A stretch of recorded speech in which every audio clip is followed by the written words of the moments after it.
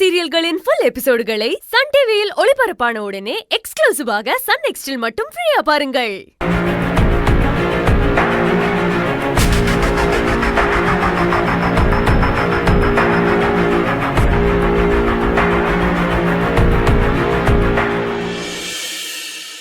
பாட்டி பாட்டி மாஸ்டர் எங்க பாட்டி?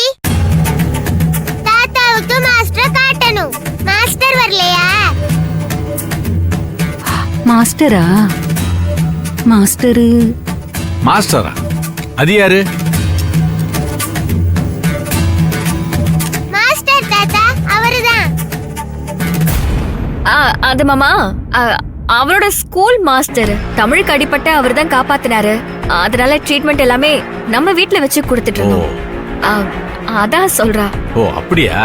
அப்ப நானும் அந்த மாஸ்டரை பார்த்தாவணுமே.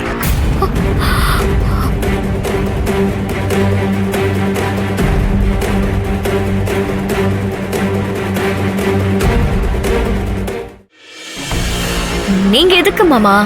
என்னதா நம்ம பிள்ளைய காப்பாத்தி இருக்காரு, ஒரு மரியாதைக்கு அவர் பார்த்து ஒரு நன்றி சொல்ல வேணாமா? தாத்தா மாஸ்டர் பார்க்க நானே கூட்டிட்டு போறேன். இல்லனா மாஸ்டர் இங்க வந்துருவாரு. என்ன பாட்டி? ஆமா வருவாரு. சரி அப்போ வரட்டும், பாத்துக்கலாம். என்னப்பா வர வர ரொம்ப கோவப்படுற போல் இருக்கு. உனக்கு பழைய கோவம் ஆவேசம் எதுவுமே போலியா? எதுக்கு கோவப்படணும், எங்க கோவப்படணும், இதுக்கெல்லாம் ஒரு வரமுறை இருக்கியா? இப்ப நீ பண்ணிருக்க காரியம் எம்பிட்டு பெரிய சிக்கலை உனக்கு சேர்த்துருக்கு பாத்தியா உனக்கு? இல்லனே நம்ம வீட்டு பொண்ணு மேல கைய வைக்கவும் தான். ஏயா அதெல்லாம் சுந்தரி பாத்துக்குவாயா? அவ கலெக்டர், சட்டப்படி என்ன செய்யணுமோ அவளுக்கு தெரியும். உனக்கு என்ன தெரியும்? நீ எதுக்கு பண்ற? ஐயோ மாமா எதை பத்தி கேக்குறாருன்னு தெரியலையே. ஐயப்பன் மாமா ஏதாவது ஒளரிடாம இருக்கணுமே. இல்லனே நீங்க ஒண்ணும் மறைக்க முடியாது. வரும்போது கூட நீங்க நினைச்சு 4-5 பேரு இவங்க கூட சண்டை போட்டாங்க. இவர் எல்லாரையும் அடிச்சு போட்டு ஒருத்தனை மட்டும் அவன் வீட்லயே கொண்டு போய் போட்டு மிரட்டிட்டு தான் வந்திருக்காரு.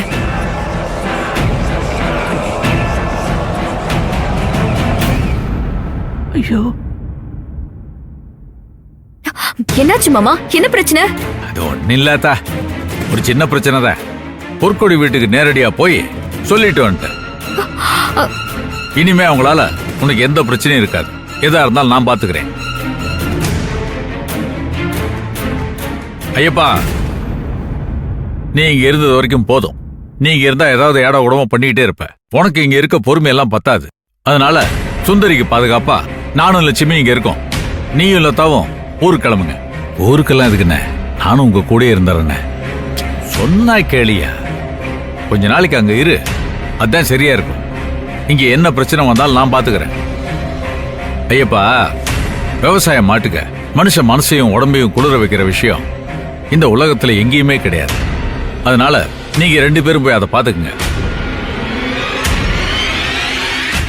மாமா லதாக்கு ஆபீஸ் வேலையை விட்டுட்டு எப்படி மாமா அங்க போக முடியும்? என்னதான் பெரிய வேலை, நாங்க 2 பேரும் விவசாயத்தை பாத்துக்கிட்ட மாதிரி அவங்க 2 பேரும் போய் பாத்துக்கிட்டோம். அப்பதான் நம்ம ஊர் மனுஷ மக்களோட கலந்து பழக முடியும். அப்பதான் விவசாயம்னா என்னன்னு கத்துக்க முடியும். அப்பதான் நம்ம ஊர் சடங்கு சம்பிரதாயம் எல்லாம் தெரிஞ்சுக்க முடியும். நான் வேணா ஊருக்கு போறேன்னு, லதா இங்கே இருக்கட்டும். ஏன்னா சுந்தரிக்கு ஆபீஸ்ல எல்லாமே லதா தான். ஒரு நம்பிக்கையான ஆள் ஆபீஸ்ல வேணும்னே. லதா கூட இருந்தா நாம கொஞ்சம் தைரியமா இருக்கலான்னு. சரி, நீ சொல்றதும் சரியா தான் இருக்கு. அப்ப நீ ஒண்ணு பண்ணு, நீ ஊருக்கு கிளம்பு. லதா வேணா இங்கே இருக்கட்டும்.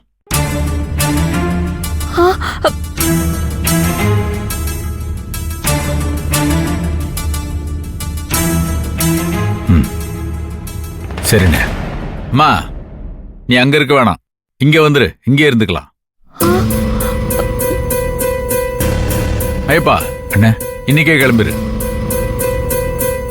மாமா இன்னைக்கே வா? ஆமாத்தா கிளம்பட்டும், அதான் சரியா இருக்கும். என்ன ஐயப்பா சரிதானே? நீங்க சொன்னா சரிதானே? என்னங்க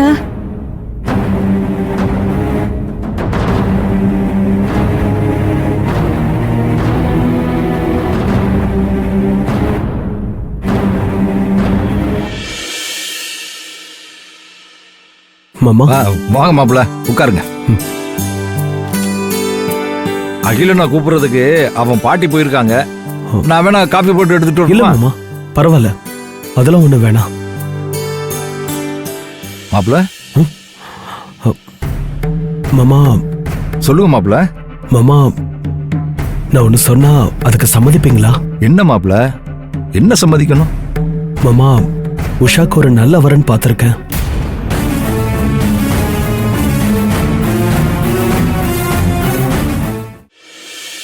என்ன மாப்பிள்ள, என்ன சொல்றீங்க? உஷாவுக்கா? ஆமா மாமா, நல்ல வரன் தான். பொண்ணு பார்க்க வேற வர சொல்லிட்டேன். மாப்பிள்ளைய பார்த்து உஷாவுக்கு பிடிச்சா கல்யாணத்துக்கு ஒத்துப்பான்னு நினைக்கிறேன். நான் அவங்கள பொண்ணு பார்க்க வர சொல்லிட்டேன்.